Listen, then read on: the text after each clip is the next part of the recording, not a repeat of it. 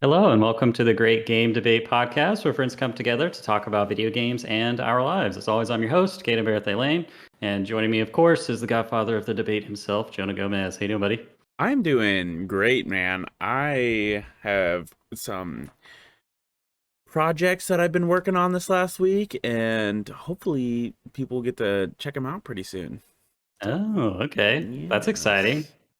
Keep your eyes peeled for Jonah's Twitter account, I guess, or something. But yeah, you can see me look like a space cadet on my Twitter right now. Mm-hmm. Oh no, we lost Steven. Yeah, he's coming back. But Okay, we there are we go. also joined by our freshly hardwired Wes Bates. How you doing, man? Can you hear me this week? Yay! Hey, no, fingers crossed for no technical problems this episode. But I am hardwired in now, so if this doesn't work, nothing will, and I'm out of the podcast game. In the meantime, I do have some fresh, useless video game trivia for everybody. This week, relating to strange video celebrity cameos in video games. So we're all familiar. Well, maybe we're not all familiar, but most of us, I'm sure, are familiar with Michael Jackson's old school video game Moonwalker from back in the day. But Caden shaking his head no. He does not know Moonwalker. Never heard of it. Okay, well, you and I could talk later about Moonwalker, where he plays Michael Jackson rescuing kidnapped children. But anyway, he's been in other video games as well. Specifically, when the Dreamcast came out, he was in Ready to Rumble Boxing 2 and Space Channel 5. In Space Channel 5, he played a character called Space Michael.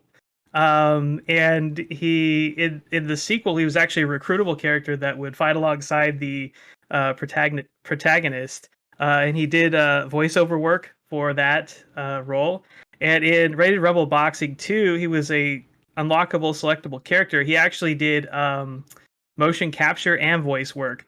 So if you want to play a weird boxing game where you can box as Michael Jackson, pick up Ready to Rumble Boxing 2. Some other weird cameos include Ariana Grande in Final Fantasy Brave Exvius. Do you guys remember this? Yeah. What? Wow. She plays her character called Dangerous Ariana, which is basically just Ariana Grande with bunny ears. But dangerous. But dangerous. And you could add her to your party as a recruitable member. Nice. Did you guys know there was a Fight Club PlayStation 2 game that came out, and you could play the entire thing as Fred Durst? Nice. Okay. Oh god. Lastly, He has watched Fight Club about 28 times. Mhm. And lastly, because there's no better selectable character in Sega's roster for Sonic All-Star Racing Transformed, you could play as Danica Patrick. Wow. Okay. NASCAR, right? Yeah. Yeah, exactly. I was like, that means nothing to me. I was like, So, So, you grew up in North Carolina. while I was looking up cameo appearances, I also found out that Isaac Clarke from Dead Space appears as a playable skater in Skate 3. What? Oh. That is so cool. I'm about to play Skate 3. So, yeah, nothing that says shooting necromorphs like grinding some sick rails. Shredding necromorphs me. Well, that's great. Appreciate the trivia as always, Wes. Of course, we're joined by the Saucy Aussie, our man in Australia, Stephen Beaumont. How you doing, man? Is that a Skyrim, man? yeah, that was I was cleaning out a drawer and I just got rid of a whole heap of wires and stuff. You know, those wires that you keep for Everybody's got a wire drawer. 10 years. And then I was just like, oh, dude, what a good game. And yes, I just thought I'll put that up. And I was like, can I put it there? And no, it doesn't fit there. So I was like, oh, that sucks. So it was unfortunate. You couldn't like rotate it a little bit and Yeah, you could. Well, yeah, I could have it. Skyrim. I could have it. Master like, Quest yeah. version.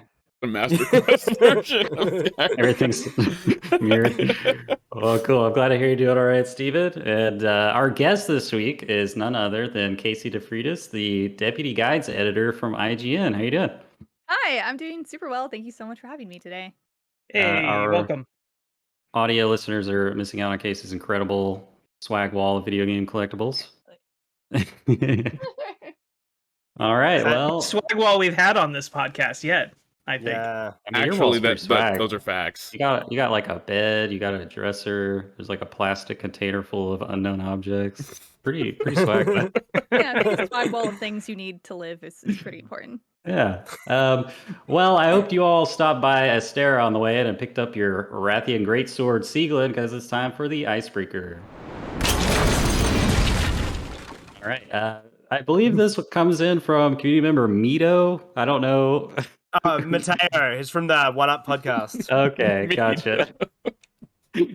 Is his Discord handle actually Mito, or did I just see Mateo? His think I handle's said it. Mito. His handle's Mito, yeah. Thank you, Mateo. The question is, war-minded extraterrestrials are invading the Earth, and the only thing that can stop them is proving that we have something of value to offer the universe. So, obviously, video games are the answer. What game do you show the alien ambassador to save Earth? So think about that gold record we sent out to space with like incredible works of, literature and classical music, but instead it's video games. Now the question is, like, what are we hoping to achieve here? And if it's Take that like, as you will. look, we want to be left alone, what I'm gonna send them is Seaman for the Dreamcast. Do you know that one, Casey? It's the freaky little fish tank simulator. There's a fish, but it has a human's face with like a No. little you should Google it. It's the freakiest looking thing I'm ever. Googling it right now. It's Yeah. just, It was narrated by Leonard Nimoy. Yeah. So, Steven, your idea is that we'll repel the aliens from Earth by showing them this. They'll Yeah. be so disgusted and This is disturbed. okay. I have seen this before. Yeah. And it still didn't Seaman. before. Wes, what do you think? I'm gonna go with something a little bit more beautiful, I guess. I'm gonna go with Ori and the Will of the Wisps. It's a really nice example of I guess the beauty of or an example of beautiful art in video games. So it has absolutely gorgeous art, animation, an extremely stirring soundtrack, and a really emotional, touching story, and excellent gameplay. So it's kind of the whole package, in my opinion. I would say Hollow Knight, because I like that as a Metroidvania, but it's not as like stirring or touching. I would say it's a little bit dark. That and you don't want the aliens to beat their head against the wall trying to play that game. Yeah. I'll tell you That's what a I good wouldn't strategy. what I wouldn't give them is destroy all humans. That would be a bad example.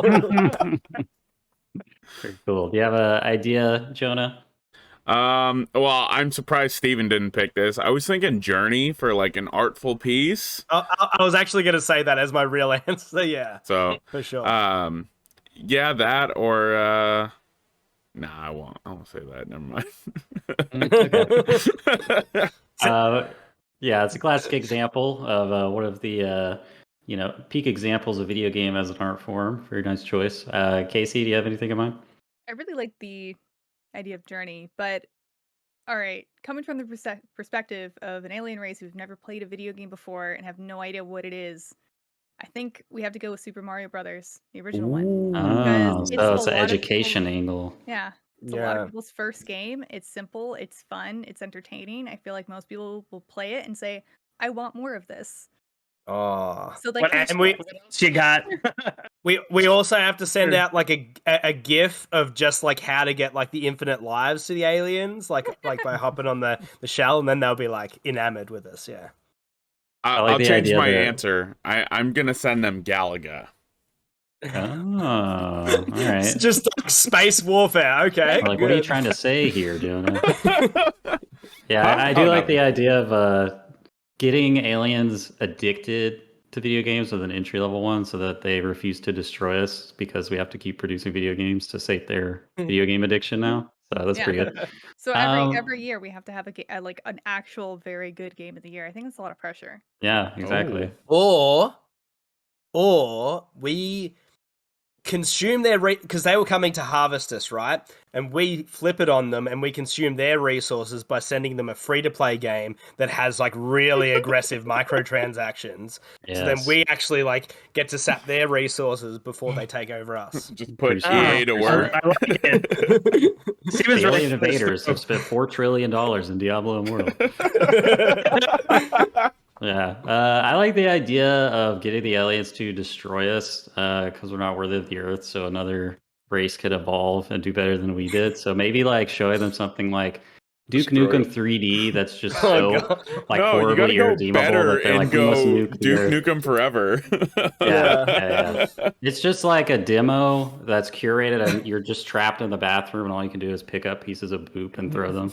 You know, like that's the whole game. So yeah, thanks Matea for that one. That's the icebreaker.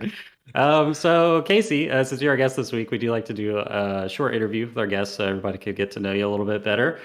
So yeah, like I said in your introduction, I know you're the deputy guides editor at IGN. I don't know if you wanted to give us a little bit of like a crash course on how you got into games journalism and how you found yourself in that position. That'd be really cool. Yeah, I never really know where to start, but let's start from the very beginning. I was an only child and I played a lot of video games, which is true, but let me fast forward a bunch of years. I went to school for mass communication, specifically magazine journalism, and I dabbled a bit in like community management and PR and everything, but I kept freelancing even while I did my like marketing gigs, I guess actual like 9-to-5 job once I graduated. Mhm. And I eventually found myself let go because my company was outsourcing their marketing department.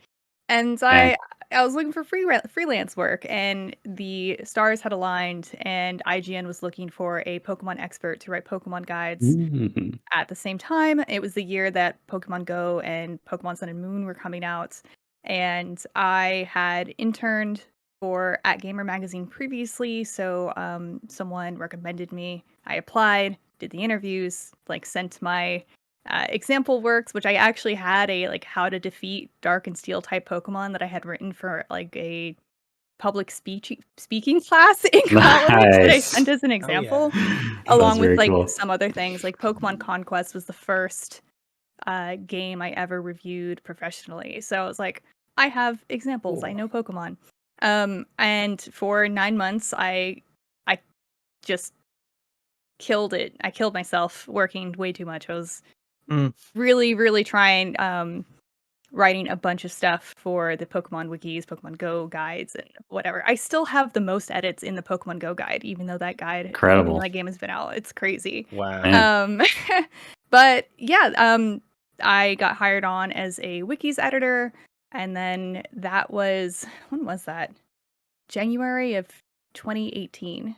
And Oh, I've okay. been there ever since, from associate editor to editor, and then straight up to deputy editor this year, where I kind Very of do cool. more overseeing and teaching people Mhm. how to do what I have done for the last like 5 years. That's awesome. Well, congratulations. That's awesome. Oh, yeah. It has to feel good if, someone hears that their employer's looking for a Pokemon expert and then like the first person that pops into their mind is you, Yeah. like Yeah. pretty cool, pretty cool. So I always like to ask this kind of question. I mean, is there like a piece you've written for games journalism that you're particularly proud of, or is there like a moment in games journalism, like getting to like maybe meet someone that was important to you in the games industry that you'd like to share? Yeah, I actually I have a couple of things, but one particular thing. So I was able to go to Japan to preview Monster Hunter World, and while Oh, there, wow. I met like Ryozo Sugimoto and Kanami Fujioka and some other like, well-known Very names cool. on Monster Hunter development since the very first one. And right before World was to be released, Kaname Fujioka was visiting. He's like the director of the series and was the art director of Monster Hunter World.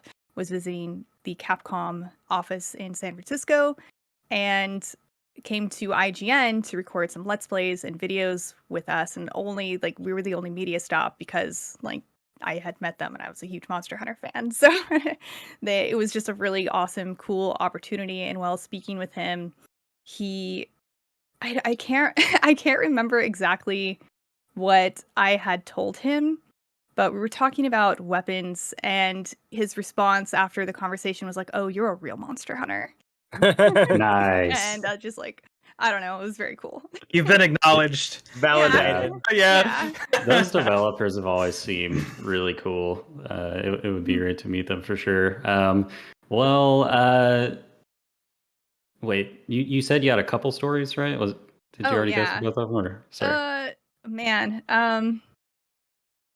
other things that I've done. I again back to World. I'm sorry, it was like a very important thing because it was one of like No, the that's first awesome.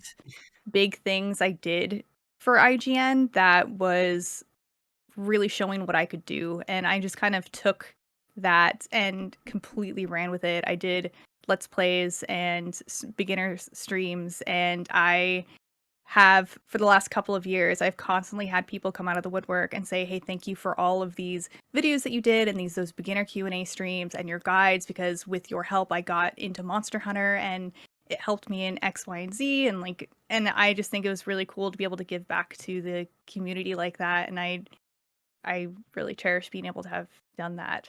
Yeah. So That's I've awesome. had a lot of cool moments. was Monster Hunter World coming out like a big branch in your work from IGN? So instead of a Pokemon focus, did they let you start, or were you able to start doing other things because of Monster Hunter World? So my Pokemon focus was only when I was a freelancer. So when I was a Oh, freelancer, okay. I was only doing Pokemon. I was only Okay. doing the Pokemon guides, and I did some features for them. I ended up only doing like one big feature, which was still really cool. But once I got hired on, I kind of did other things, but I've always been the main Pokemon coverage person. And I still am. Like, I'm the one updating the wikis when the Pokemon stuff happens. It's a lot easier to update wikis and guides and lists when you can just watch a video and just know all of the names of the things that are on the screen. It's like, Yeah. oh, that's this and this is that, and not have to look it up or question yourself. Yeah, times have changed, I guess. Yeah. No peekaboo anymore. Yeah. Right. Yeah, but Monster Hunter World did let me show off that I am capable of doing more than just guides as well, because I ended up doing previews and interviews and features, and I did let's plays and Okay. streams, and I edited my own guide videos as well, and like I did all of it like pretty much myself. And then even that year there's the Monster Hunter World championships in the USA, and I went and produced a whole interview feature on that as well, like by myself. That's Not saying so it was rad. super great at Yeah. it, but some of my camera footage was not great, but I did my best. It'd be very interesting to know just your perspective about like that lightning in the bottle. You've obviously liked Monster Hunter for a long time. Could you feel the difference when you first played World? Because I definitely could. I played Try on Wii and then World, and just when we saw it, it was just like, yeah, this is gonna be the hit for him, like, you know, Yakuza 0 kind of thing. Like, this is gonna be the point. And was it very obvious to you that it was gonna be a massive thing? I feel like I'm cheating because I was Yeah. because I was currently working at IGN, I could see the interest in actual like views and viewership and how long people were watching our content and how long people were staying on the pages. So like we knew just based on our coverage of the game before it was out. And also, yeah, the first time I played it, it was like, this is the first big jump for the Monster Hunter series since the very, very first original one. Like, it just felt so different and looked so much better. And I think they just they must have done a really, really good job of marketing that game, because I mean, we look at the sales. Yeah. I'm really glad it did as well as it did.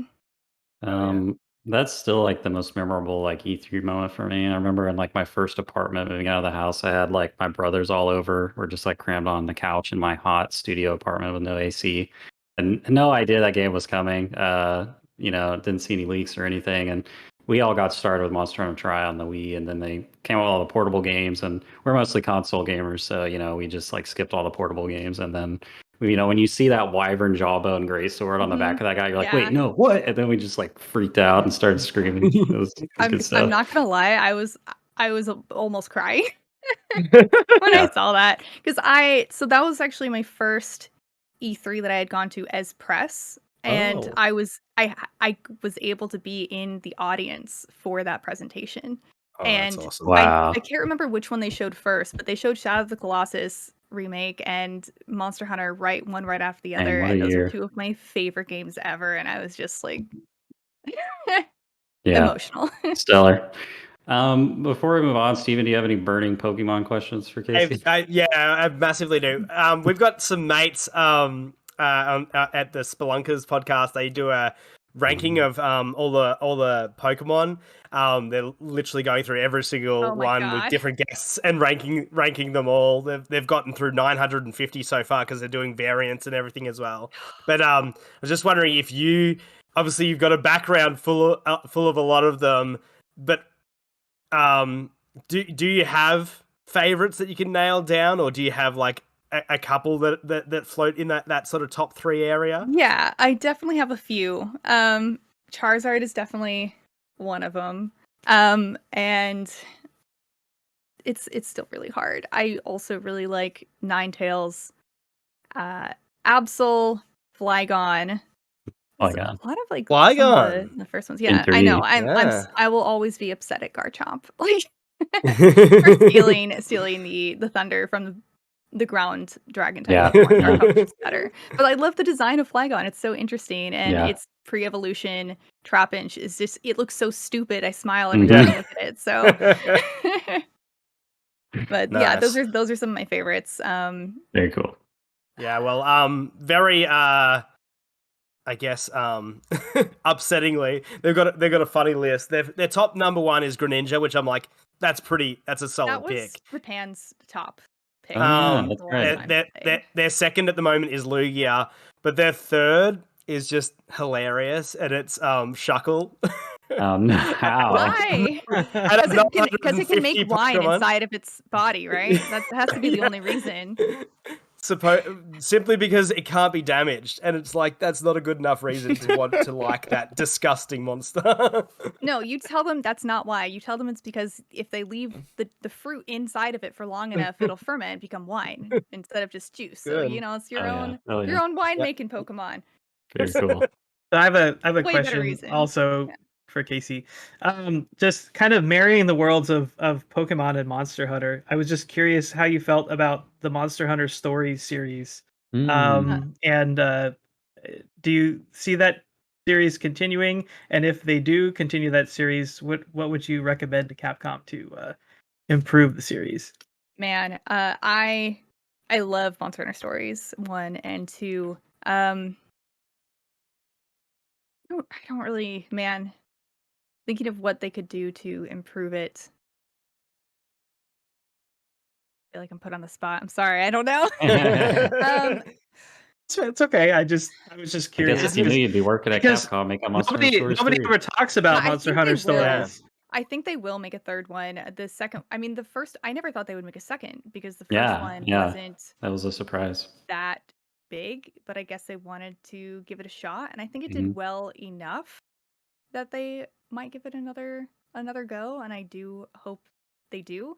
Trying to recall like my biggest complaints. Is the sort of the passive Digimon-esque, like, tell your Oh, monster right. You got passive to party members. attack or defend? You're not really actually active in the combat. Is that an issue, or is it still enjoyable?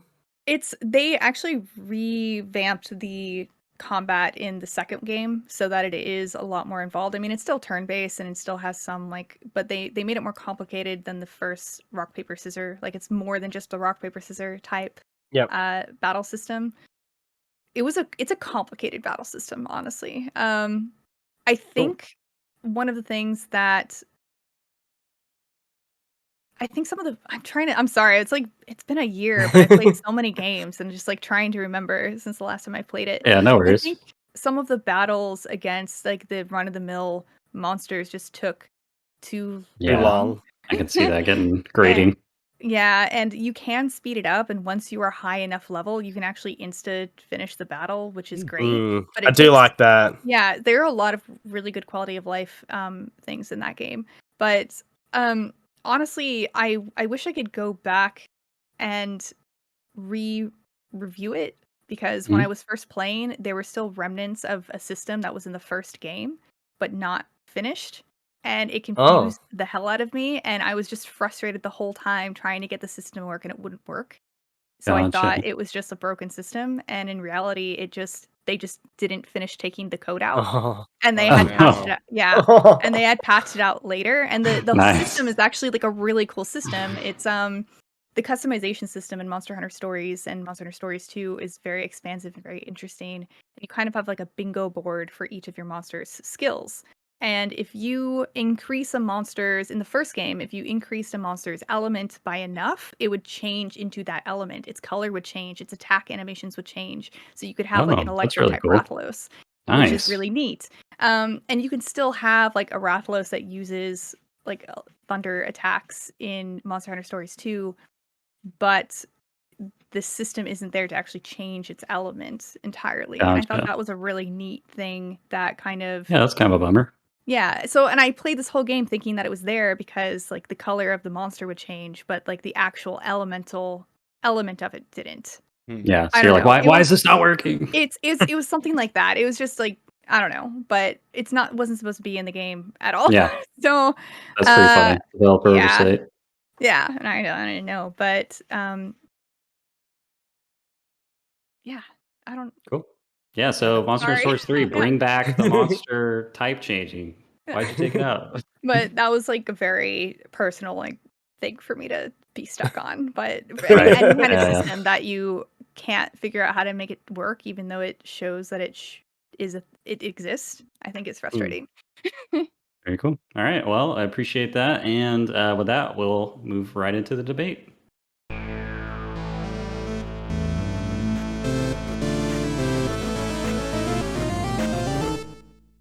All right, welcome back. I just have to make a quick apology. I'm sorry if you guys can hear the construction. People on the other side of my wall where I have my sword, my master sword, and my Hylian shield hung up are doing construction. So it's very loud in here, and so if you hear that throughout the recording, I am sorry. But the show must go on. So Indeed. today we have a fun Monster Hunter debate with Casey representing Monster Hunter World versus Kaedhen representing Monster Hunter Rise. We also will have Wes as our assist trophy, which either of you can use once per your debate, and he'll add an additional 30 seconds. Starting off, we will have our opening, our 2-minute opening, 2-minute rebuttal, and then our 2-minute close. And Casey, would you like to start or close the debate? I would like to close the debate. Oh, all right. Kaedhen, Yes, sir. I have 2 minutes on the clock. Are you ready, sir? Think so. All right. Ready, set, debate.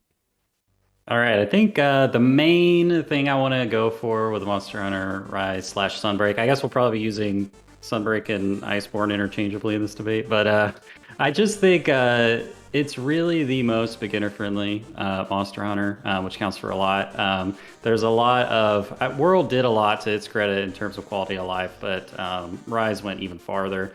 Just like the ease of co-op, there's a lot of obtuse things that happen in World that confuse you if you're trying to do co-op, especially on the main quest. Like a lot of quests force you to do an expedition, which is different than a normal hunt, to discover a monster before you can fight it for the first time. And after you discover the monster during an expedition, your friends can't join you, but they can join you during a regular expedition. And then when you go on a normal hunt, you have to watch a cutscene first before your players can join you. And if you're all going through the main quest at the same time, you all have to watch the cutscene in your own individual missions. And then 3 out of the 4 of you have to leave your mission and then join the first person's mission. It's just awful. In Rise, you just go to the multiplayer hub, you jump in the multiplayer quest. There's no cutscenes. It's perfect, beautiful.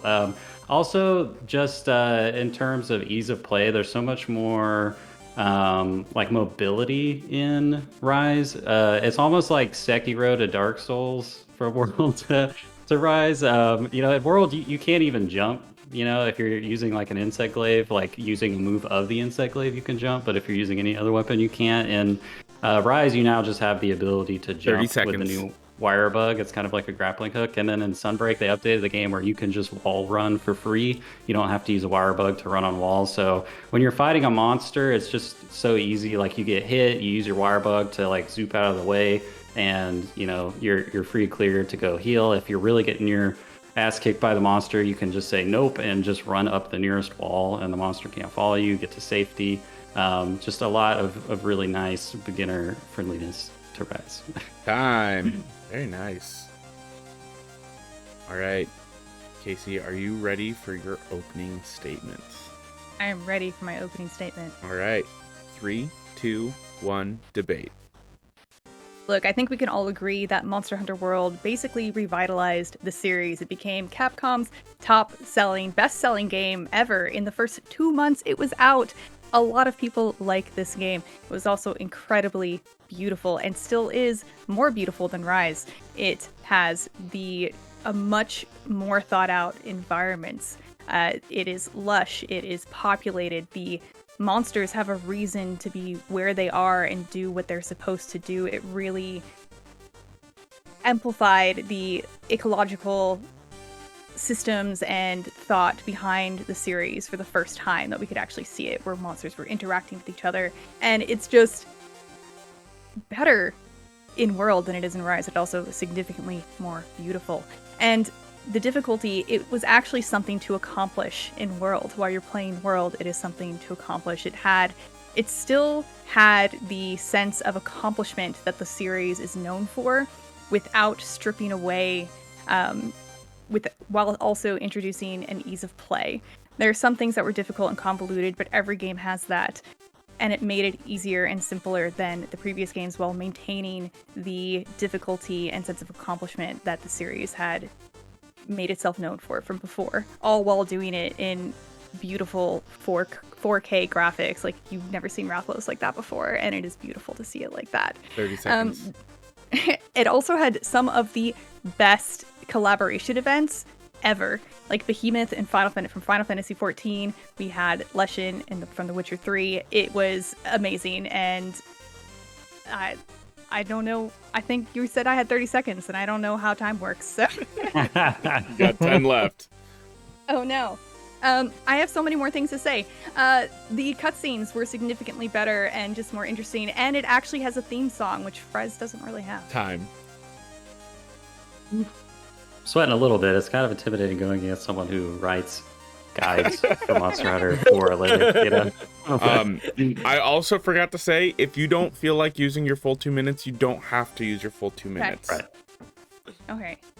It's All right. also hard to, not to interject and dunk on some of this stuff. It's hilarious. I was afraid of like starting a whole new topic and then not being able to finish my thought.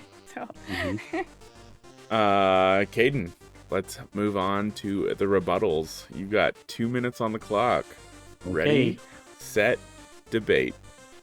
All right. While the maps were amazing in World compared to previous Monster Hunter games because all the areas were interconnected, Rise took it one step further because, it's almost like mini open worlds. If you think about something like Breath of the Wild, there's literally nowhere you can't go within the border of the map, and that's how the individual maps are in Rise. You can just literally climb to the top of every single thing in the map besides going beyond the literal edge of the map. So I think it's got World beat there. Other areas where I think World falls short. Swag is important in video games, making that perfect. It's like fashion over function. And if you go for function in a Monster Hunter game, you end up wearing a clown suit. But in World, you don't unlock the ability to wear armor skins until literally the end game of the post-game expansion, Iceborne, when you've already done everything there is to do. So it's like, what's the point anymore? And in Rise, you unlock armor skins at the end of the base game, and then you've got the entirety of Sunbreak to continue using them. Also, the weapon designs are just much better. World is infamous for how many horribly ugly weapons there are that are just this base like bone and metal weapon that has like a little bit of like the monster skin that they change out, but otherwise the weapon looks identical. Besides the weapons that debuted in World, all of the new weapons in Rise have unique designs from each other. 30 seconds. Let's see, Rampage missions versus Siege missions, the special missions in each of these games. I don't think anybody likes either, but at least Rampage missions, it's a tower defense mode against the monsters. You can at least play them by themselves, and they're short. Siege missions in World, you have to get in a hub with up to 16 other players, and you all fight the same monster, but in separate groups of 4 instead of one whole group of 16, and it shares its HP, and you end up dealing with AFKers that just sit there waiting for you to kill the monster, and it sucks. All right. Just a reminder, you both still have your assist trophy. You can call on Wes. I will pop my assist trophy now. Oh, you want to pop your assist trophy now? Okay. Wes, you got 30 seconds on the clock. Ready, set, go. Okay, so we've talked a lot about mobility and the difference in Rise versus World in this game, but nobody has mentioned Palamutes. Everybody loves dogs and having your own ninja doggo that you can jump on top of whenever you want and ride around, and it's so much faster than you can run. It makes it a lot easier in a lot of cases to like avoid attacks from monsters and get away if you need to heal. And having Palamutes in Rise is absolutely an invaluable addition, and I absolutely love it. Time. Thanks, Wes. You guys are hitting your marks for your times today. The only thing I want to say, we have to dock Wes a point because he didn't mention the skin of the Palamute, and he can't say it. He can't say it. You missed your chance. You know? I was gonna say it, Steven. I ran out of time. I know exactly what you're talking about. All right, Casey, you've got 2 minutes on the clock. You still have your assist trophy. You can pop him this round or the next round, or you don't have to use your assist trophy at all. 2 minutes on the clock. Ready, set, go. Kaedhen, I wish I had tallied how many times you said easy and ease of use while fighting for Rise, but you know what? I don't think that's why most people play Monster Hunter. And that's not the reason why I play Monster Hunter. And, you know, I agree with you. Rise is easy. World is challenging and is rewarding and gives you a sense of accomplishment that Rise could never hope to give you while playing it. World gives you a reason to explore all of the different 16 weapon types and make the armor sets and explore different armor skills you never would have because it gives you problems. I never had any problems in Rise. I had problems in World. I learned how to use a bow to fight Tempered Basiljuice better because it was kicking my ass. I never had that experience in Rise. I had a Nargacuga armor set and a sword and shield the whole time and never had a problem, ever. I was never encouraged to explore other options because I did not need to, while World made me challenge myself and gave me that sense of accomplishment that the series is known for. Rise completely trivializes the difficulty and sense of accomplishment in overcoming things that Monster Hunter is known for. The Wire Bug recovery, yes, it gives you more mobility, but it trivializes making mistakes. You need to make mistakes so you have a reason to get better and do other things, and Rise does not encourage you to do that and strips something integral to the series that we have grown so accustomed and used to. Yeah. 30 seconds. There's so much more. You also mentioned the Rampage versus the Siege. Rampages were mandatory. You had to do the Rampages. There were some basic things locked behind Rampages. The Sieges are totally optional, and I think they were actually very cool and very fun and something new and interesting and encouraged you to play with people you otherwise wouldn't. And Rise lacks and misses the encouragement of meeting and playing with other people. There's none of that in Rise, but World has it. Time. All at arguments. She called you out on your gamer card, dude. Well, I'm appealing to the everyman. Okay. I'm appealing to Jonah. Yeah. I could feel the passion on that. Oh, yeah. Honestly, that was such a passionate rebuttal. I love that. That was great. All right. There's what is it? It's six letters that make up the Monster Hunter and Dark Souls like fan base. What? 2 words. Monster Hunter was the original Dark Souls. GIT, GUD. Okay. Yeah. Oh, wow. Yeah. Get good. Oh my god. All right. Kaedhen, let's close out this debate. You got 2 minutes on the clock. Ready, set, go. All right, real quick on rampage missions, I think you have to do 2 of them. There's the tutorial one, and then the one that you have to do before you can fight the flagship monster. That's it. It's not a big deal. 2 payless rampage missions. It's over. Don't worry about it. Forget about it. Real quick on difficulty, let's talk about the end game because that really matters if you're a hardcore player. In game really sucks in World because all there is to do is run around the guiding lands fighting tempered monsters. For those of you who don't know, a tempered monster is just a normal monster that looks slightly purpley and does more damage and has more HP, and that's all that's different about it. In Sunbreak, you fight anomaly monsters. They're monsters that are infused with a disease that makes them inflict new status effects and gives them new moves, so it's a different experience than fighting the base monster. And they have a special mechanic called anomaly cores that appear on their body, and you have to specifically target that body part to destroy the anomaly core, which does massive damage to the monster, which otherwise you're probably not going to be able to kill it fast enough if you don't do. And if you don't destroy the anomaly cores, they explode, dealing massive damage to you and your party. So it really is like a whole new experience than fighting the base monster, and a new tier of difficulty for in-game players. Whereas mechanically, there's like literally no difference to fighting temper monsters. They just, do more damage when they hit you. It's like extremely boring. I also just want to slam World on artificial game length. An integral part of your build in Monster Hunter are decorations. They're gems that give you skills that you slot into your armor. You can have up to 18 decorations on your build if you have 3 on each piece of your gear. And in World, decorations are random drops. There's no way to guarantee which ones you need for your build. So if you need a specific decoration to make a build work, you just have to keep fighting monsters over and over and over again and hope it drops.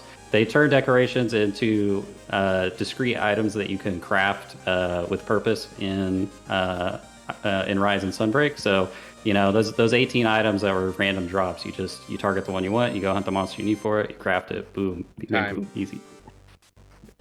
All right. Casey, you still have Wes that you can use. You don't have to, but he's still there for... I'm going to go ahead and do it now. Okay, you're going to start with use Wes? that as his trophy. All right. We'll roll straight into your debate after I give him his final countdown. Wes, you got 30 seconds on the clock. Ready, set, debate. So Casey mentioned this already, but World had some really awesome crossovers that Rise does not have. She mentioned already, I think, the Witcher campaign. There's a whole series of quests where Geralt enters the Monster Hunter world through a portal. You play as Geralt as you're fighting these monsters. There's Final Fantasy crossovers, Devil May Cry crossovers. You can fight as Dante, Mega Man. You can fight as Aloy. You can fight as so many things. There's so many cool crossovers. Casey, go ahead. Yeah, and just adding on to that, Monster Hunter World has a full-on raid, Final Fantasy raid in there with the behemoth, and it gives you something to actually work towards and accomplish. Beating that thing was hard. It was difficult. It was pain. And when we finally did it, me with my wonderful Wiggler helm healing my friends as a healer build in a freaking Monster Hunter game, we got it, and we got that Dragoon armor. We got that awesome-looking Insect. There is nothing of that difficulty and caliber in Rise that makes you want to overcome it to get anything all that cool. And that's why I play Monster Hunter, why so many other people play Monster Hunter. I do have to mention there were other monsters that were locked behind the rampages. So sure, you only have to pay a couple for the story, but if you want to play and fight other different monsters, you have to do the rampage. Anyway, I know plenty of people who quit because of the rampage and no one who quit because of Monster Hunter World's sieges. I also have to mention and bring in that Monster Hunter World can get the sticker now featuring Dante from the Devil May Cry series, and Rise cannot say the same thing. I cannot say that. Also, who cares about Palamutes? You got your Palicos. They're cute. They're just as cute. They're just as better. Also, let's close this out by just going over the awards that both games have gotten. Monster Hunter Rise got the 2021 Game of the Year award at Famitsu and the 2021 Grand Award at Japan Game Awards. Now let me list all of the awards that Monster Hunter World got. Game of the Year by Famitsu, Grand Award at the Japan Game Awards, Best RPG at the Game Awards, and nominated for Game of the Year the same year as Red Dead Redemption 2 and God of War. Fan Favorite Role-Playing Game of the Game's Choice Awards, Role-Playing Game of the Year, the 22nd Annual DICE Awards, Best Cooperative Game at the Golden Joystick Awards, and Best RPG of 2018 by IGN. I have 900 hours in World, and I have struggled to get above 200 in Monster Hunter Rise and Sunbreak. Is that where you're ending it? That's where I'm ending it. Leaving 10 seconds on the table at the end. Woo! Did you get that Roblox sound, Jonah? The oof, and just like put it over the end. Oh man, this is gonna. I have no experience with either of these games, so. Holy Save my moly. comment Okay. until after. Wes, as the assist trophy, let's get your thoughts. Steven, I know you're itching to say something, so we'll get you right after Wes. So I appreciated I mean, there's two different, completely like aspects of these two debates. Like Kaedhen's coming at it from a very like logical standpoint, listing off like, okay, this is better in this way, this is better in this way, this is better in this way. But Casey just has the passion. And honestly, like I personally do I play both of these games. I enjoyed playing Rise more because I am more of a casual, I guess you could say. But I didn't get into Monster Hunter until I got into World. Like World was the game that pulled me in also and got me interested in it. So just hearing Casey's absolute passion, it just edged out a little bit, Kaedhen. So I have to give it to her Here, in this case. All right. 1 point, Casey. Goose eggs for Kaedhen. Steven, let's get your thoughts. Yeah, there's a million things going through my head. First of all, one of the things that I wanted to interject with was when Casey was talking about how gorgeous World is compared to the distinct look of Rise, and I was wanting to interject. What, you don't like a GameCube textures with verticality? Like, come on. the Breath of the Wild. But yeah, that's it. Two things I want to say about World. Yeah, getting my Halo skin, that was dope. The Mega Buster skin is gross and It's sucks. disgusting. Yeah. It looks so bad. Like, what the hell? But yeah, so and that's the thing that was interesting, because you said that you can't use put on skins until after you beat the main game, but you can put on those special Event crossover skins, event skins, yeah. Those disgusting Mega Man skins, yes, if you really want to. And then, but that's the thing. Like, I feel like Kaedhen came into school, like, you know, he's in year 10 or whatever, and he walked into school and they had to do debate class, and he got given the losing debate, and he's just like, okay, I'll do my best. Like, I know that Kaedhen likes World more than he likes Rise, and he did his absolute best. And like, I agree with a lot of the points. Like, sharpening your blade on a Palamute, that's top 10 right there. That's absolutely banging. And like, yeah, like the climbing, all that sort of stuff is so cool. But yeah, the funny thing was, you brought up the idea about co-op, which does suck in World. I do agree, it is hard and a bit janky, and it just takes time. You pretty much kind of finish the game and then you can play with your mates is the best way to do it. Yeah. But you're dragging down like expeditions. I think that's a secret sauce right there. Like, I loved it. I felt missing from Rise. I liked just going through the environment, you know, exploring, fighting a few like little jaggies and stuff like that, and following the trails and picking up the scent. I thought that was cool. Yeah. Well, I don't think either of us commented on expeditions, so if you'd like to consider that when you make your... You didn't. No, it was because you dismissed them. You said you had to do expeditions before you could actually play with your friends. I'm like, hey, don't dismiss expeditions. Steven, Yeah, 30 I forgot seconds. 30 seconds, I forgot Steven. to, like, And also, I need to get your vote. Go. Unfortunately, yeah, it goes to Casey. I think Kaedhen did an awesome job representing Rise, though. Mm-hmm. Awesome. Thank you. All right. So, dude, this is a Don't real feel thinker. compelled to give me a pity vote since I'm Casey's not. already won. If you want to give Excuse me, Casey the sir. 3-0, it's fine. Excuse me. Let me get. Can I mention something I forgot to mention? Yes, but it doesn't go towards your debate. I know. It's specifically towards like what you were saying about how the multiplayer is really janky, but the story quests are like such a tiny fraction of what you actually play in Monster Hunter. Is that true? That's it. I forgot to mention that. Maybe until you get to in-game, they're a tiny fraction, but... All right. I mean, you're not only doing the story quests while playing Monster Hunter World, because the story quests, they don't make you They don't have any of that key quest nonsense of anyway. I don't want to start another Get debate. into the parking lot, you two. Go ahead. Yeah. All right. Wow, I absolutely love the passion that Casey brought. I'm gonna have to give my point to Kaedhen because he brought one of my all-time favorite things in any game. Wall running, baby. Yeah. I Writing that one down for the next love debate. good movement in a game that can make or break any game for me. And if Rise has much better movement than World, then that'll be an easy sell for me. Much better. But Much better. Is Yeah. it? Is it? I don't know. I got the sense that it's. This isn't Titanfall that we're talking about here. All right, well, fine. Anyway,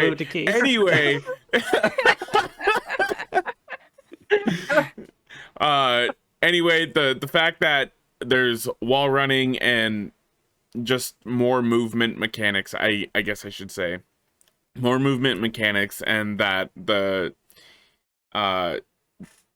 ease of entry for Rise is a little bit better.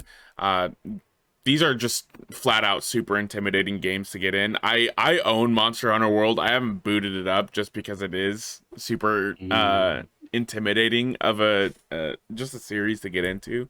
So choose the Insect Glaive and just go flip it around. It's a lot of fun.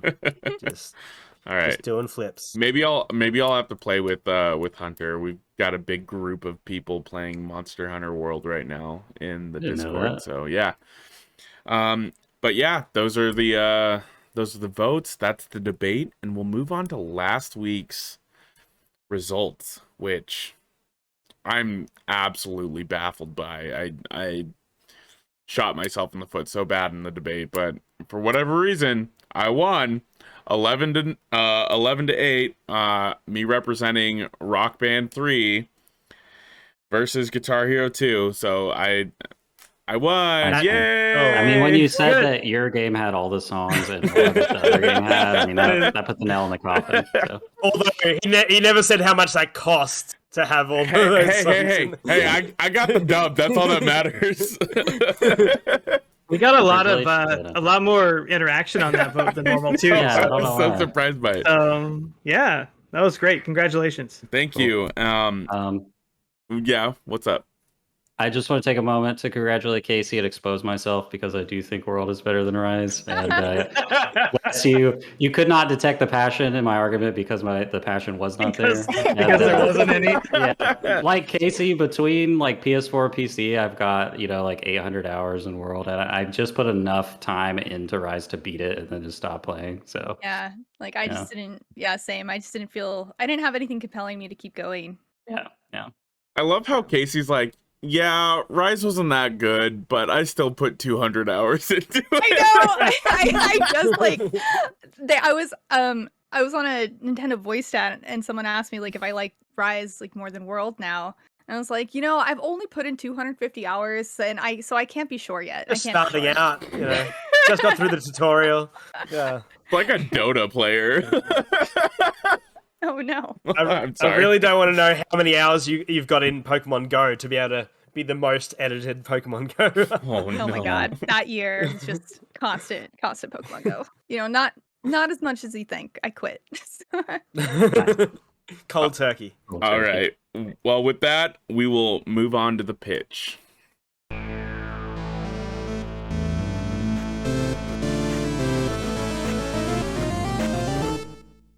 All right, it's time for the pitch. For those that don't know, it's a little segment we do wherein a few of the panelists will have a 2-minute elevator pitch to try to convince the rest of us to buy a mystery game. So this week, I believe myself, Wes, and Casey are up. So Wes, if you want to show Casey how it's done, step up to the pitcher's mound, please. I'll do my best. Still got my timer up. Sweet. All right, Wes. 2 minutes on the clock. Ready, set, pitch. All right, imagine, if you will, you have access to a gigantic open skate park. You're playing a Tony Hawk-esque game where you're doing flips, grinds, holds. It's amazing, super smooth controls. really easy to pick up.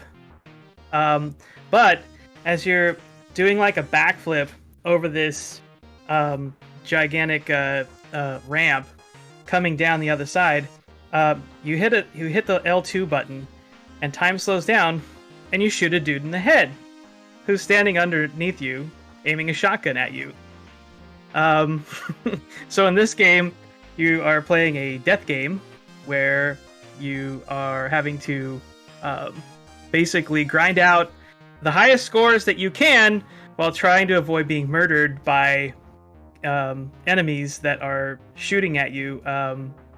You'll be, doing like a super long grind, and all of a sudden you look over your left and there's rockets being shot at you. So it's got a really cool like bullet time effect. Every time you hit that L2, time slows down and you can aim and shoot those rockets out of the air, all the while trying to max out your score. Now, you don't have unlimited ammo. You have 30 limited seconds. ammo. In order to fill your ammo, you have to do tricks. So doing tricks fills your ammo. So there's a lot of incentive in this game to actually doing the tricks, because you can't kill the enemies without doing tricks. And you have to do both. You have to kill all the enemies to get through the stages. And it's a super fun game. Not one that I have finished yet, but I'm having a great time with it. And if you like Tony Hawk style games and murder, it's a good time. Tony Hawk and murder, I'm in. Yeah. I'm sold. I'm sold. You said the three Um, magic words: bullet time, grinding, and rockets. So I think everyone knows what this is. So my one question is, for me, the secret sauce of Tony Hawk is objectives. Are there any extra objectives in a level other than killing all the enemies? Yeah, every level has like 10 extra bonus objectives that give you Whoa. extra points. Okay. And you can see those at the beginning of the stage, and they'll flash when you complete them. So Oh, that's Can some of them- can I upgrade stats and or change my rollerblades? I haven't played far enough into the game to know. At the point that I am right now, I haven't been able to do that. Is there anything in like the menus that would show that you could do that? Not from what I've seen. No cosmetics. I'm out. Sorry. No, I'm kidding. Casey, what are you biting on this game? Yeah, Is this- I think I am. I think I am. It Very sounds cool. honestly. So look, here's the thing. I have to be honest with myself. That sounds awesome and so cool, and I would like watch the trailer and be like, that sounds sick and looks awesome, and then I would never play it. Fair. All right, Wes. Oh, the reveal of the game is, I think nobody will be surprised to know this is Rollerdrome. I picked it up a couple weeks ago when it came out, and I've been slowly just kind of nibbling at it a little at a time. Wes, did But you ever play Jet Set Radio or any? No. Nope. I have no history. I have no, like, I never actually even played Tony Hawk. Oh, really? Yeah, Oh, okay. I mean, I've watched people play it. I've never played it myself, so. Well, it's free on PlayStation Plus right now. 1 and 2. Yeah. Yeah, I mean, I did pick it up there, so I can Oh. try it anytime I top, want. So. top tier game. Play it. All right, sweet. If it's free, I'm gonna actually maybe I'll just I'll go play Get it. that download and yeah, for me, my biggest issues is like the color palette on the I love cell shading graphics, Wind Waker, Borderlands, Jet Set. Like I love that stuff. This one's just very muted and just feels very Art Deco, which I don't like Art Deco. I do like Batman in Art Deco, but not Art Deco most of the time. I know that BioShock's also cool, but yeah, I don't know, for some reason it's very beige, cream, burnt orange, burnt red. It reminds me of Sable a lot. Yeah, the I graphical thought it was style is very, very similar love to that game. Sable. Yeah. So I'm aesthetically not in, unfortunately. Yeah. Well, you said you already bought it, so I guess we're gonna have to deal. No. I was talking about Tony Hawk. What are you talking about? Oh, okay. Well, Wes, you have some combination of wins and losses. We're not sure, but thank you for pitching your game. A Next up mixed to the pitcher's bag. mound will be Casey. Jonah, if you'll give Casey a countdown. 2 minutes on the clock and a 3, 2, 1 pitch. All right, imagine it's a Metroidvania. You have your classic Metroidvania map that you have to uncover by solving puzzles and finding different objects to be able to get past different things. You can unlock more areas for more things, classic Metroidvania. However, it's not the objects that you need to find in order to unlock more areas of the map. It is monsters that you need to capture so you can use their abilities to get through other areas of the map. And instead of fighting the monsters with your tools in the overworld, you go into a turn-based battle that is strategy and has so much interesting mechanics to it. There are so many different combinations of monsters, and every single monster has a huge skill tree. And it sounds at first, it sounds really overwhelming, like I will be stuck with this choice forever. However, there are so many quality of life improvements and thoughtfulness in this game that you can actually make your monster exactly how you want it and then save it as a preset onto that team and switch your different team presets so you're never stuck catching and training a super rare monster and then being like, all right, well, I ruined it. You never have to worry about that in this game. It encourages you to try out different arrangement, and once something sticks and you have that combo and you're wrecking stuff and you're going through and you're collecting everything you need and getting to new places of the map and fighting your NPCs, it's the best. But then sometimes you run into NPCs and you need to figure out something else. There is story, there is monster collecting, there is Metroidvania, there is platforming to uncover and get rare items that make your life easier, and there is PvP, and there are tournaments to fight in to test your own strength to unlock more things as well. It's got everything. There's even an end game. And the designs are cool. It's a good game. Seems about to fall out of his chair. I know. No, I'm in Australia. That was an upside down meter. I was going. Okay. Thanks for the clarification. I think I know what this game is. I beat this game and it freaking rips, and I think it's criminally underrated. Yeah. And more people need to play this game. It's awesome. It's a yes for me. I started this game on Xbox because I think it's still currently on Game Pass, or it might have gone off of Game Pass. I can't remember. But I was like, I need to play this on Switch. I just haven't bit yet. But I think it's had an update or DLC maybe. It has. New Game Plus now and stuff too. I didn't know it had tournaments. I mustn't have gotten that far into it. I got like a few monsters, so I had a few abilities like glide and stuff. But like, damn, I've really got to play this game again. So yes, I'm in. I'm on the line. If it's still on Game Pass, then yeah, I'll probably give it a shot this weekend. So yeah, I'll buy. Wes? I just have one follow-up question. No. Really quick. No. Okay then. It's over. Just because it's turn-based battle system, how quickly do the battles flow? Ooh, that is a good question. Depends on how good your team is. Yeah, and there's like can't you do like ×2, ×4 speed? Yeah, you can. You can speed it up a lot. Oh, okay. All right. Well, that helps a lot then. Metroidvanias are my favorite genre of video game. Period. I think I also know what this game is. And if it's the game I'm thinking of, everything I've seen just from the screens looks amazing. It's like speaks to my heart. So, all right, I'm in. You got me. You sold me. What is the game? Have they updated the game to add shinies? Question. There were shinies in the original version of the game. There's shinies? I did not know that. Shifted. Right, that's what there are. Yeah, so you choose to make a monster either dark or light shifted, and it gives it and it just has the different ability. Skill tree and stuff. Yeah. So there's not like any like grinding for catching the perfect monster. You just get the monster and you make it how you want it to be. Yeah. Exactly. Yeah. All right, so the game reveal is Monster Sanctuary. Woo! Hey! Did they just put out like a free update that expanded like the it's a big expansion that just dropped for the game, I think I saw. Yeah, I need to go back. I saw the key art had updated, yeah.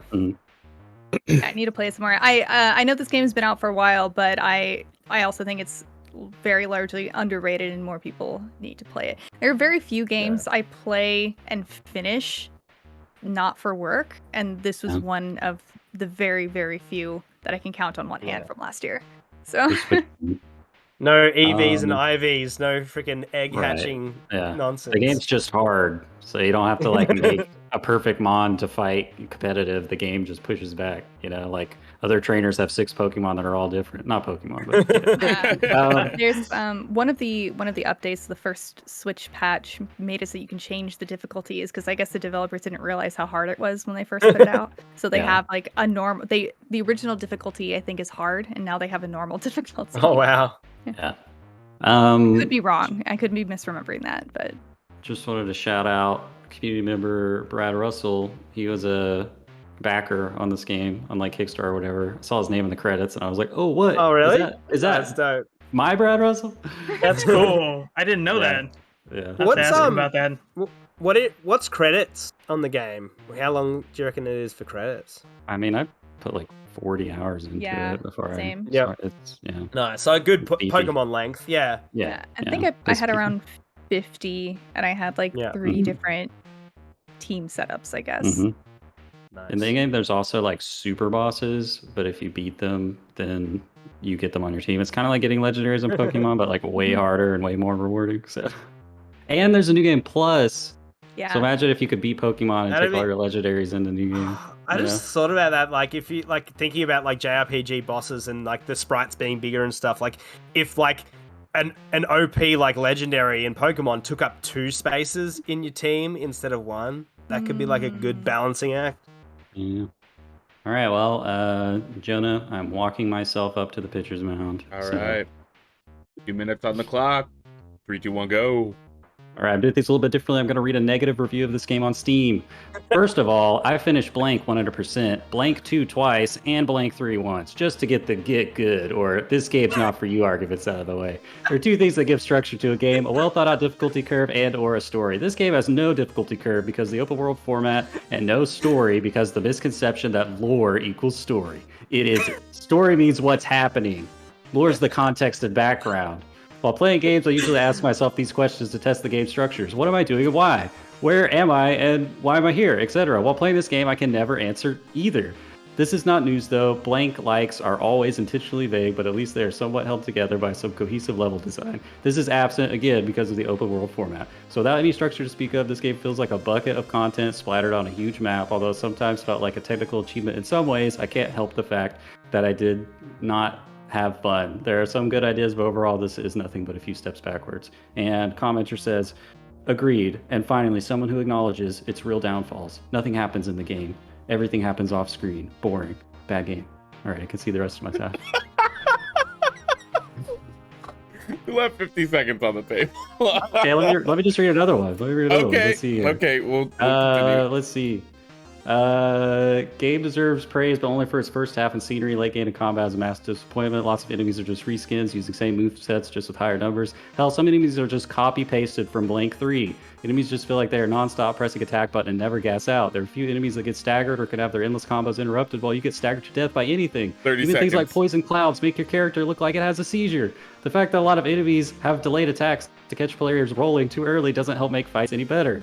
A lot of times it looks very unnatural and downright goofy. Frankly, some enemies just slowly winding up their attacks for a few seconds and holding a weapon over their head, but then being able to swing at blinding speed just looks funny. I get that they're trying to make players pay attention to when attack is going to connect rather than roll when the enemy twitches, but frankly, make enemy wind up for a long time and then swing in an instant is a cheap way to go. Time. Thumbs down. Now, like the main thing I want to take away from this was the bucket part. You said like it was a bucket thrown across an open world, and all I could say is like Andrew Pollock is like a very big artist. Like, you know what I mean? It's like so you know like The it's Jackson like, Pollock of blank likes, you could say, is what this game is. Jackson Pollock, yeah, exactly. So I don't know if that's a bad thing, you know. Bit of color. I'm like that. confused. Are you trying to sell us on this game or not? I'm trying to see. I think the bad review is good enough to sell us on this game. Is what Kaedhen's saying. So essentially, you have challenging combat that requires you to pay attention and ignore your twitch impulses. It's an open world splattered with content, deep lore. I mean, what more do you need? Yeah. And an entire bucket full at least. Yeah. Content. Yeah. And it's a blank-like game. Right. Yeah. I mean, the reviewer Blank, did blank. play blank 2 and blank 3 and blank a row, so. What do you think, Steven? You buy this game or not? What's going on here? I don't know, man. Like, this seems like a very difficult game for me that I have beaten. So yeah, I might dip back into it. Let's hope for DLC, eh? Yep. All right. Wes, you buying? I'm pretty sure I already bought this game. So I'm gonna say yes. Well, it sounds like you guys are all idiots because it sounds like a bad game to me. So. Casey, you buying? I think I also have already bought this game and played a bunch of it. So yeah. Cool, Jonah. I think I've put about 96 hours into this game already. Incredible. Yeah. Well, you may be surprised to learn that this game is actually Elden Ring. I got you, didn't I? Whoa! What? My argument was so good that you all went back in time and bought the game and beat it. So awesome. That's the pitch. Thank you everyone for participating. We'll be right back with the game.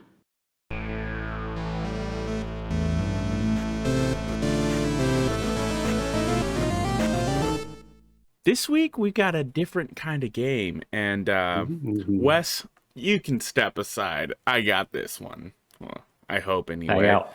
Okay. We'll see. We'll So- see. All right. So this week we're gonna be playing the games of 10. I've got 10 questions or 10 phrases for each game, and you all will give me your rating on that game. I think we'll start with Wes, then go to Kaedhen, Steven, then Casey. Sorry, I thought I was gonna sneeze. Oh, jeez. Bless you. Oof. There's a cat. Yeah, it's a It's the cat. cat's tail. It's swimming Jonah from the center of the screen. Audio listeners, Casey has her cat out, walking around, and it's affecting me through the camera. Anyway, Wes, we will get started with you. I'm ready. The game's a 10, but it's semi-open world. Semi-open world. The game's an 8. The game's an 8. Kaedhen, the game's an 8, but it's in third-person perspective. Ooh. Game's at least a 9 now. Okay. Steven, the game's a 9, but it has a lot of side quests. Game's an 8. Okay. Casey, the game's an 8, but a good portion of the side quests are fetch quests. The game's a 5. Wes, the game's a 5, but it has fantastic music. The game is a 6. Kaedhen, the game's a 6, but it has an abundance of weapons to choose from and collect. Ooh, game's an 8. All right. Steven, the game's an 8, but it has multiple playable characters. The game's an 8. The game's an 8. All right. Casey, the game's an 8, but the game has 26 endings. Oh. The game's a 10. The game's a 10. All right. It's a 10. Wes, We're back to 10. The game's a 10, but the characters play differently from one another, and that is the last question. Hell yeah. That's Game's a positive. 10. Game's a Game's a 10. 10. All right. game is close to a 10. Yeah. All right. Anybody got a guess for the game? Is it a Mass Effect game? It is not Is a Mass it? Effect. Is the weight of the world going to bother me? It could. Is it Nier Automata? It is Nier Automata. Oh, it's a definite 10. You're right. I think it's like 26 endings. And like, Yeah. it's hard. To Casey for bringing it back to a 10 It's all for us. good. Ah. I said I would. Yeah, the funniest ones are like, you tried eating fish and you died of poisoning or something like that. All right. All right, next one. Who did I end with? Sorry, Me. Matt. Yeah. Okay. Kaedhen, we'll start with you. The game's a 10, but it has over 50 hours of content with the DLC. That's good. Yeah, I mean, that's a reasonable game amount. I don't see any reason to dock it. It's still 10. Okay. Steven, the game's a 10, but it has microtransactions. Mm. The That's game a dock. is a 6. Casey, the game's a 6, but it has 4 main DLCs as well. Mm. Or main deal. Microtransaction? Sounds like you're spending a lot of money on this game. Yeah. The game is the 6 still. Okay. Wes, the game's a 6, but it's in third person. I feel like some of I- this stuff got cut off. Still a 6. Does nothing Okay. for me. Kaedhen, the game's a 6. While there is no character creator, you can customize your character's armor and weapons. Game's at least a 7 now. Okay. Steven, the game's a 7, but it's open world. The game's 7.5. Okay, I guess we can do that. Casey, the game's a 7.5, but it's got melee focused combat. Game's an 8. West, game's an 8, but it's got intuitive enemy AI. Intuitive enemy AI. Mm-hmm. Game's an 8.5. All You right. guys are all forgetting about the microtransactions. What are you doing? Kaedhen, the game's an 8.5, and it has stealth mechanics. Ooh, that's a 9, Open baby. world stealth mechanics. Yeah. Stealth mechanics. It could be like a Yeah. 5. Steven, Right. for the final All right. question, would you say it's a 9? 8.5? What was your 9. 9? Game's at 9, but you were able to scale up walls to get vantage points. Vantage points. I think it's gonna be a 8.5. 8.5. All right, the game's an 8.5, folks. What game is it? This is an Assassin's Creed game. Assassin's isn't I've it? Creed? seen Assassin's Damn Creed it. as well. That's going to be more than 50 hours, though. I'm going to guess Four like Yeah, DLCs. That's the only thing that was I'm going to like, guess the You left a 0 Origins? off. It was 500. Shadows of Mordor or something like that. Yeah, either Shadows of Mordor or Origins. It is. It might be Shadows of Mordor. It is Middle Earth: Shadows of War. wow. I was I'm- close. Yeah. When I'm you happy said you're you started rating this playing an that, I was like, 8.5 in Assassin's Creed. I wonder if Steven's gonna get it immediately. No, yeah, the microtransactions do drop it down to a 6. I'm telling you. Yeah. It feels just grimy. I did bounce Uh, off that game, yeah. It just didn't. It was missing some kind of special sauce. Yeah. But I think an Christine was so 8.5 good, man. is fair. It's fair. Like, I mean, I beat an 8.5. So. All right. Anyway, sorry. Joe. Last game, Casey. The game is a 10, but a major component is competitive multiplayer. Mm, The game is a 9. 9. Wes. The game's a 9, but it is a platformer. A platformer with competitive Okay. multiplayer. are we flicking the bean again? The game's a 7. 7. Oh, okay. Kaedhen, the game's a 7, but it's got fast-paced movement and shooting. ooh. Game's an 8. A shooting platform. Oh, wait. Okay. Steven, the game's an 8, but it's I a don't think I know. first-person shooter. Oh. The game's probably an 8 or 7.5. It's an 8. It's an Fine. 8? All right. Casey, the game's an 8, but there isn't a lot of content updates for the multiplayer anymore. The game can still be an 8. Okay. Wes. The game's an 8, but a majority of the dev team is COD devs. Okay, this is obvious, yeah. Game's a 6. Game's a 6. All right. Oh my god. Kaedhen. Game's a 6, but EA is the publisher on this game. Game's a 5. Steven, the game's a 5, but you have a robot companion. Oh, you could have said the auto pistol and I would have said it. Nah, the game's an 8. Robot companion's good. Casey, game's an 8, but you can select different loadouts for the robot. The game is a 9. Is 9. Wes, game's a 9. You can ride in / control the robot. Game's a 9.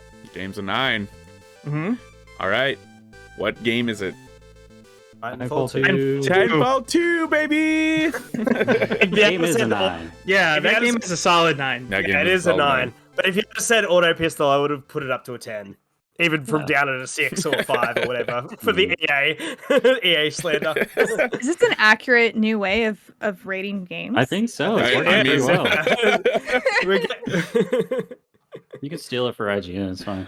yeah. Guys, All right, I got is that this new a- idea that I found from TikTok. Now you gotta say the TikTok. The TikTok. Ultimate the TikTok. ultimate no. boomer. So, any more I'm a games for us millennial. to rate? That's it. That's all I got it. for you. All right. Well, thank you very much, Jonah. You did Wes proud today, I think. Yeah, enjoyed that your was game. great. Nice job. Awesome. job. Yay, I did Sit down. it! With that, we've made it to the end of the podcast. So we'll just go around real quick for final thoughts. Casey, we'll let you go first as our guest. Feel free to use this time to plug anything you want to shamelessly plug or just say anything that's on your mind. So go for it. Yeah, just for the record, I also like Rise. I have more than 200 hours in that game. It's obviously Right. very good. Also, I forgot so much to my argument. There's still so much more I could say, but I'm going to leave it at that. You can follow me on Twitter for more monster-related things at ShinyKCD. I stream occasionally on Twitch as well, and I help out with guides on IGN. So, I don't know, use our guides. Thanks. Cool. Yeah, great guides. Great. I was using the Live Alive guide from IGN like 2 nights ago. Yay! Yeah. Yeah. Our writer worked really hard on that, and Reb, who reviewed it, was working in conjunction with them to figure stuff out for that game. Shout Yeah, out. very nice. All right, Jonah, final thoughts / great game debate housekeeping. We are currently working on figuring out what our next game club game is going to be. If you guys would like to buy some cool Great Game Debate merch, like the shirt that I am currently wearing, you can click the link in the description below for our Redbubble store or find it on our Twitter page. And if you guys are wanting to get into some like awesome multiplayer like sessions, we got people like Zach and Hunter Pearson that are playing Monster Hunter World right now. I know myself and Aviator Gamer Dan, we've been playing a lot of Fortnite because of all the Dragon Ball stuff and just the no build. It's been a lot of fun. But we got people like our other mod, Sal, Sly Funky Monk. He's honestly willing to play just about any game. Just give him time to get it downloaded because he's awesome like that. But yeah, just come into the Discord, play some games with us. We're having a great time. Ooh.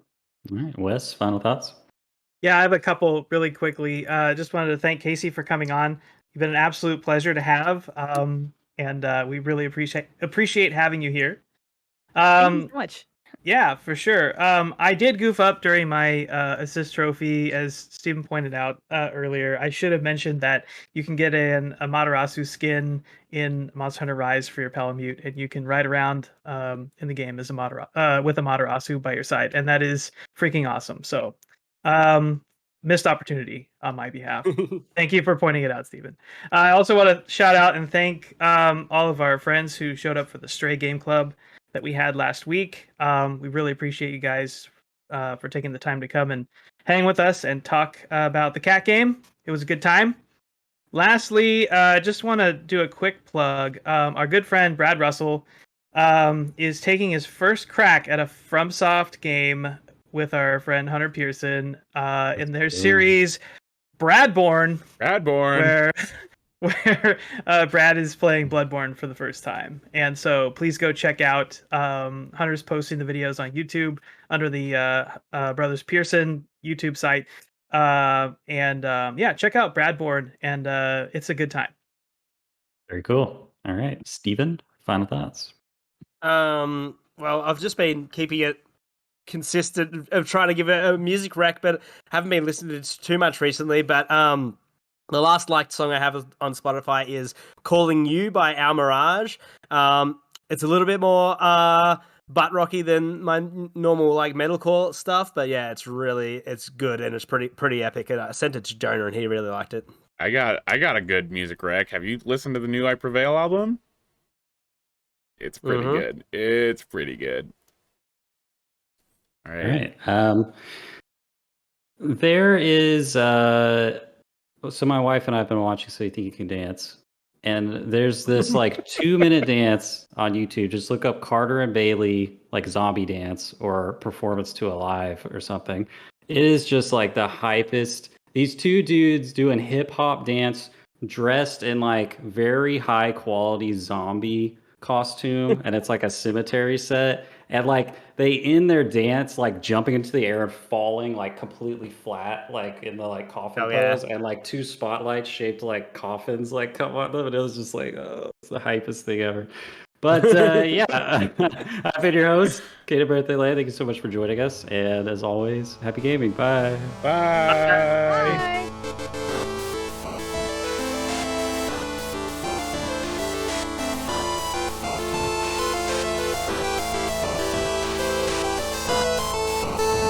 As always, a big thank you to our friend Misdriven for the music in our podcast. If you like what you hear and you want to check out more of what they have, you can pay them a visit on Twitter at MISTRIVEN 719 or on Bandcamp at Misdriven. Thanks again for tuning in. Till next time.